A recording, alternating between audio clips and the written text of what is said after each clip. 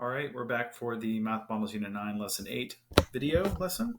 More or less the same concept, but with different formula for inverse variation. So whereas direct variation had the same number being multiplied to get the from x to y, direct inverse variation has us getting smaller as the other one gets larger. So it's the opposite relationship. Instead of them both getting larger, one's getting larger while the other's getting smaller.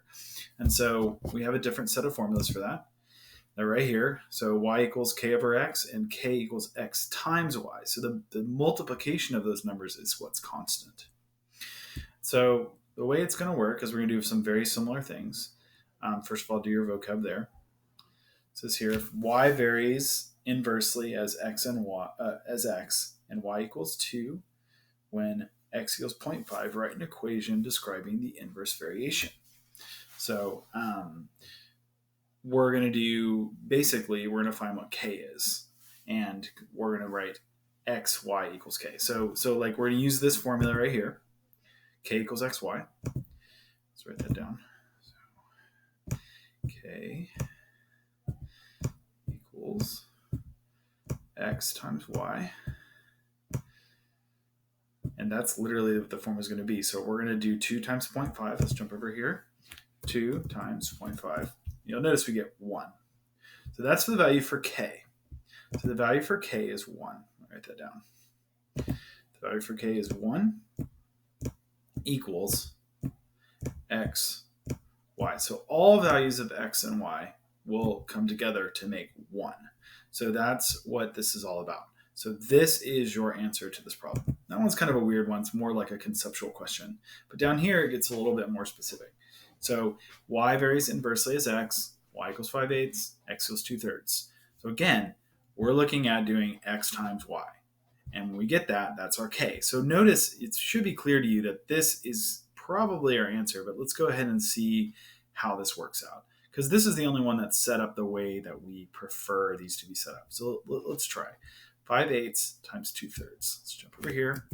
5/8 times 2/3. Oh. We get this decimal form. We're going to convert it to a fraction. And indeed, it's 5/12.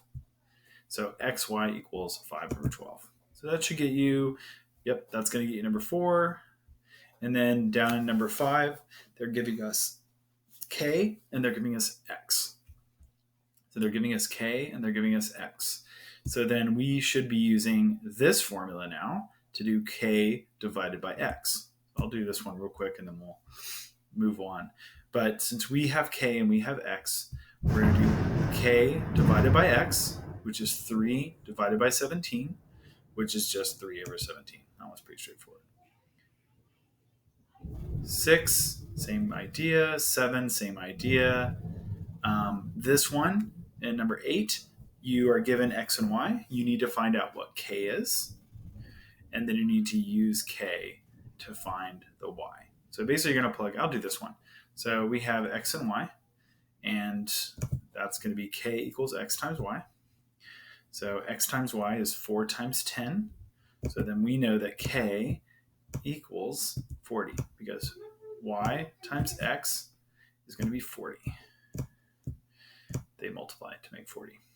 So then all we have to do from there is we look at the formula for the next one and we say y equals k divided by x. So y equals, and y is 4, so let me actually erase that. 4 equals